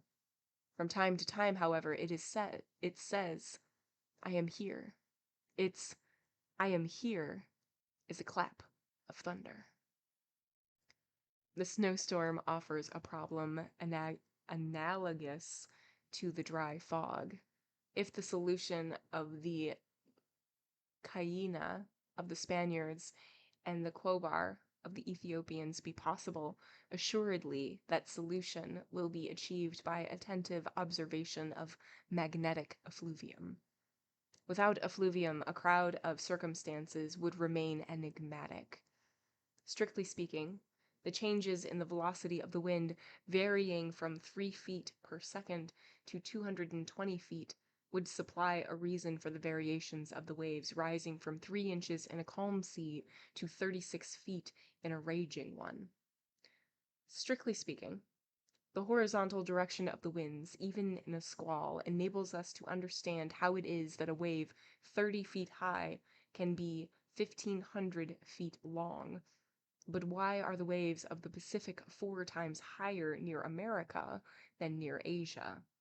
That is to say, higher in the east than in the west. Why is the contrary true of the Atlantic? Why, under the equator, are they highest in the middle of the sea? Wherefore these deviations in the swell of the ocean? This is what magnetic effluvium combined with terrestrial rotation and sidereal attraction can alone explain. Is not this mysterious complication needed to explain an oscillation of the wind veering, for instance, by the west from southeast to northeast, then suddenly returning in the same great curve from northeast to southeast, so as to make in 36 hours a prodigious circuit of 560 degrees? Such was the preface to the snowstorm of March 17, 1867. The storm waves of Australia reach a height of 80 feet. This fact is connected with the vicinity of the pole. Storms in those latitudes result less from disorder of the winds than from submarine electrical discharges. In the year 1866, the transatlantic cable was disturbed at regular intervals in its working for 2 hours in the 24, from noon to 2 o'clock, by a sort of intermittent fever. Certain compositions and decompositions of forces produce phenomena, and impose themselves on the calculations of the seaman under pain of shipwreck. The day that navigation, now a routine, shall become a mathematic. The day we shall, for instance, seek to know why it is that in our regions hot winds come sometimes from the north, and cold winds from the south. The day we shall understand that diminutions of temperature are proportionate to oceanic depths. The day we realize that the globe is a vast lodestone polarized in immensity, with two axes, an axis of rotation and an axis of effluvium, intersecting each other at the center of the earth, and that the magnetic poles turn round the geographical poles, when those who risk life will choose to risk it scientifically, when men shall navigate assured from studied uncertainty, when the captain shall be a meteorologist, when the pilot shall be a chemist, then will many catastrophes be avoided. The sea is magnetic as much as aquatic. An ocean of unknown forces floats in the ocean of the waves, or, one might say, on the surface. Only to behold in the sea a mass of water is not to see it at all. The sea is an ebb and flow of fluid, as much as a flux and reflux of liquid. It is, perhaps, complicated by attractions even more than by hurricanes, molecular adhesion, manifested among other phenomena by capillary attraction, although microscopic, takes in ocean its place in the grandeur of immensity, and the wave of effluvium sometimes aids, sometimes counteracts, the wave of the air and the wave of the waters. He who is ignorant of electric law is ignorant of hydraulic law, for the one intermixes with the other. It is true that there is no study more difficult nor more obscure. It verges on empiricism, just as astronomy verges on astrology. And yet, without this study there is no navigation. Having said this much, we will pass on. One of the most dangerous components of the sea is the snowstorm. The snowstorm is above all things magnetic. The pole produces it as it produces the aurora borealis. It is in the fog of the one as in the light of the other, and in the flake of snow as in the streak of flame, the fluvium is visible. Storms are the nervous attacks and delirious frenzies of the sea. The sea has its ailments. Tempests may be compared to maladies. Some are mortal, others not. Some may be escaped, others not. The snowstorm is supposed to be generally mortal. Jarabija, one of the pilots of Magellan, termed it a cloud issuing from the devil's sore side. There's a footnote right after that, and it says, oh, it's in Spanish. Okay, so I think it's the same saying, but in Spanish. Una nube salida del malo lado del diablo. There we go. The old Spanish navigators called this kind of squall la nevada, when it came with the snow, la helada, when it came with hail. According to them, bats fell from the sky with the snow. Snowstorms are characteristic of polar latitudes. Nevertheless, at times they glide, one might almost say tumble, into our climates. So much ruin is mingled with the chances of the air. The Matutina, as we have seen, plunged resolutely into the great hazard of the night, a hazard increased by the impending storm. She had encountered its menace with a sort of tragic audacity. Nevertheless, it must be remembered that she had received due warning. End of chapter 1. What? Okay, so we have switched back from the child to the ship that left him. But not really. We're mostly talking about like weather and such. And basically saying like, oh, well, if you don't understand this, then you don't understand this. And there will come a time when, pilots, navigators, all of these very pivotal people of being on a crew will be geologists and will be, astrologists and things like that to have that understanding to sail better, to avoid hazards. But I'm guessing that that is not the case. And we end by going to the actual ship and saying, like, they have left into this hazard in the middle of the night, and they had plenty of warning for avoiding it. Let's do one more. Chapter 2. Our first rough sketches filled in. While the hooker was in the Gulf of Portland, there was but little sea on. The ocean, if gloomy, was always still, and the sky was yet clear. The wind took little effect on the vessel. The hooker hugged the cliff as closely as possible. It served as a screen to her. There were 10 on board the little Biscayan felucca, 3 men in crew and 7 passengers, of whom 2 were women. In the light of the open sea, which broadens twilight into day, all the figures on board were clearly visible. Besides, they were not hiding now. They were all at ease. Each one reassumed his freedom of manner, spoke in his own note, showed his face. Departure was to them a deliverance. The motley nature of the group shone out. The women were of no age. A wandering life produces premature old age, and indigence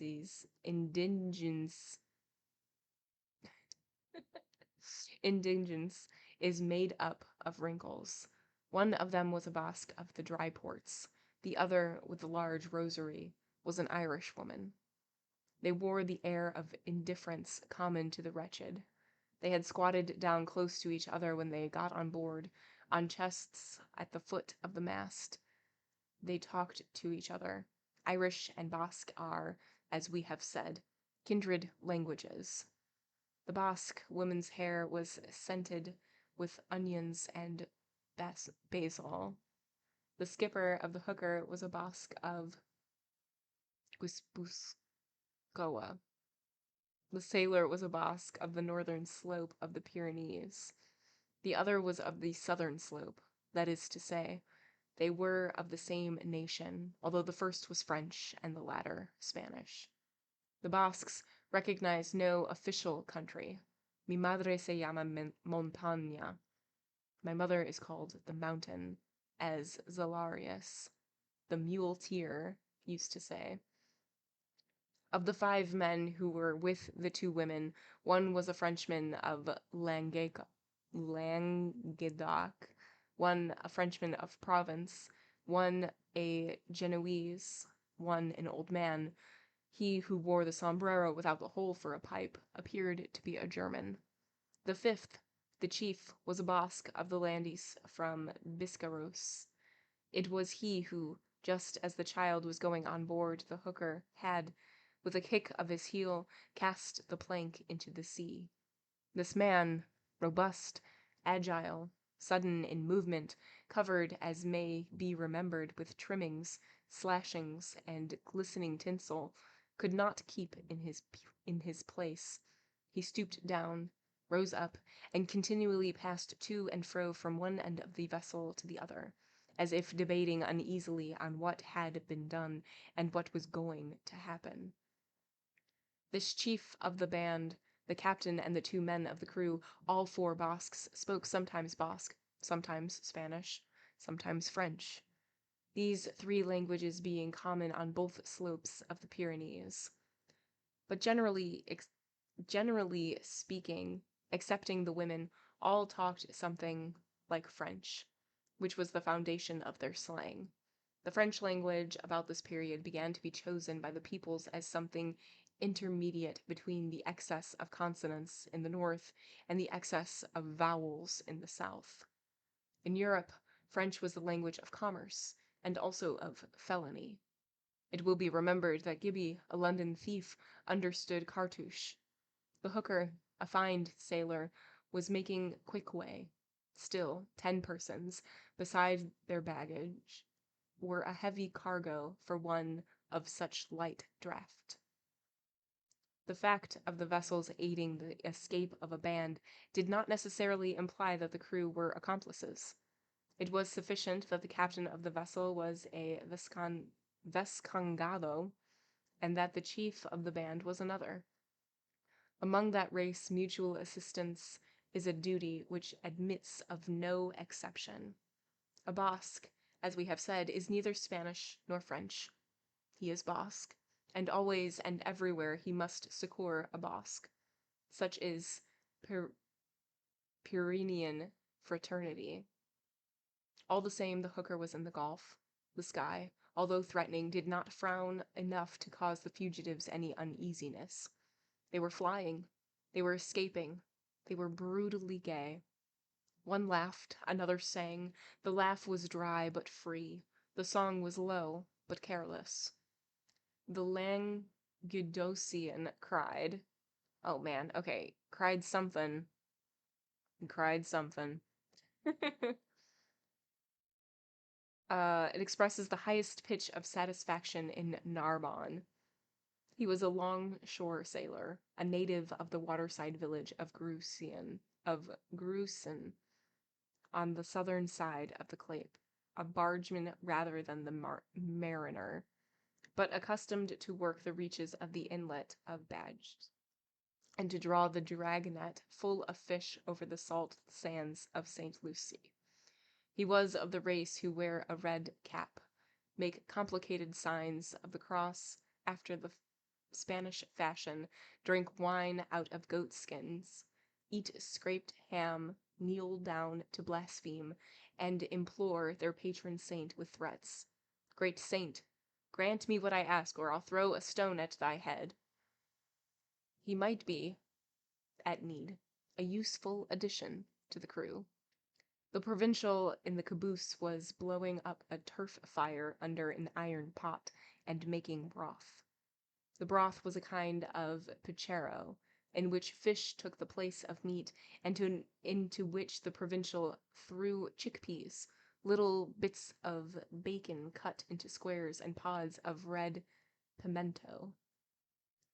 Concessions made by the eaters of bouillabaisse to the eaters of olla podrida. One of the bags of provisions was beside him unpacked. He had lighted over his head an iron lantern, glazed with talc, which swung on a hook from the ceiling. By its side, on another hook, swung the weathercock halcyon.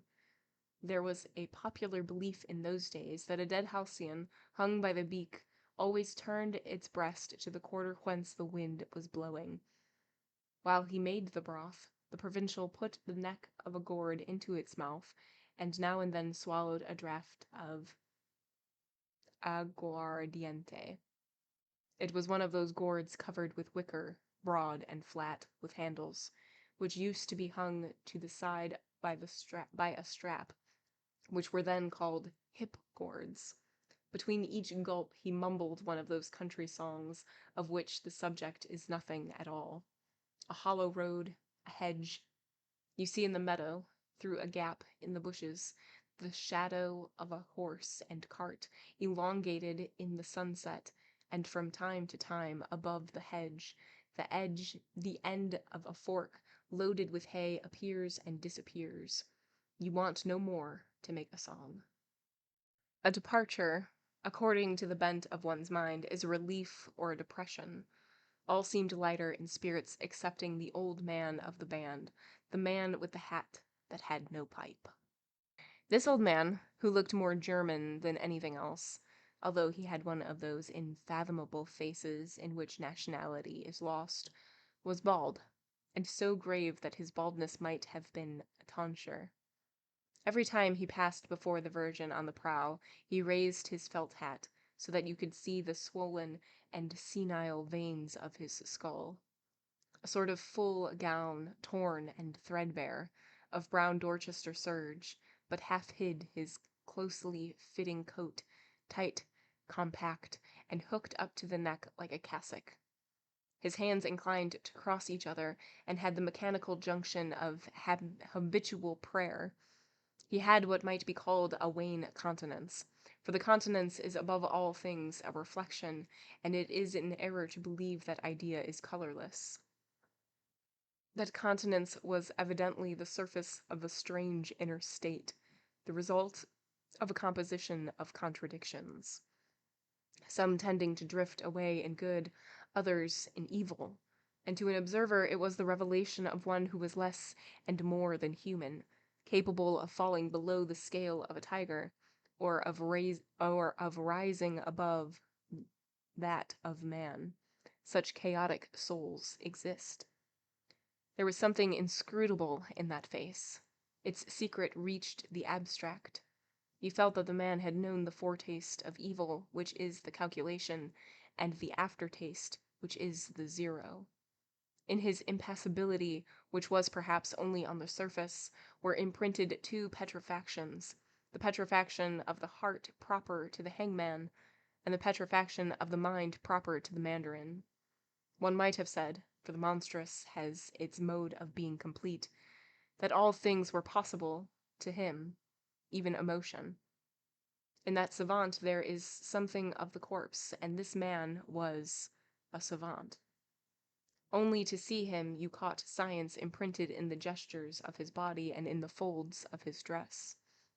He was a fossil face, the serious cast of which was counteracted by that wrinkled mobility of the polyglot which verges on grimace, but a severe man withal, nothing of the hypocrite, nothing of the cynic, a tragic dreamer. He was one of those whom crime leaves pensive. He had the brow of an incendiary, tempered by the eyes of an archbishop. His sparse gray locks turned to white over his temples. The Christian was evident in him, complicated with the fatalism of the Turk. Chalkstones deformed his fingers, dissected by leanness. The stiffness of his tall frame was grotesque. He had his sea legs. He walked slowly about the deck, not looking at anyone, with an air decided and sinister. His eyeballs were vaguely filled with the fixed light of a soul studious of the darkness and afflicted by reapparitions of conscience. From time to time the chief of the band, abrupt and alert, and making sudden turns about the vessel, came to him and whispered in his ear. The old man answered by a nod. It might have been the lightning consulting the night. End of chapter 2. Okay, so we got a little peek at the people who are on this vessel now. So there's 10 people total. Seven of them are passengers, something like that. 2 of them are women, and we sort of go into like their histories. They're all different. There's German, there's Irish, there's Basque, all of these things, and they all sort of communicate using using French, sort of like a pidgin with French involved. And we don't really know what any of their end game is or who they are really. And I'm suspicious of all of them, let me tell you. Every single one, especially this old man. He's up to no good. That's what I feel like. But that's going to be it for tonight. So, yes, lots of things to come. Lots of, I'm sure, happy, joyous times that will all make us chuckle and laugh. It'll be good. It'll be good. So yes, that's it for tonight. I will pick up, or we will pick up, join me. We will pick up right where we left off next time, starting with chapter 3. And yeah, I hope you all have a good night. What am I doing? What am I doing? Let's start this over.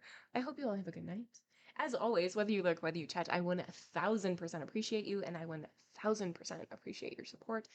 If I do not see you next time, I hope to see you very soon. Have a good one, everyone. I'll go bye.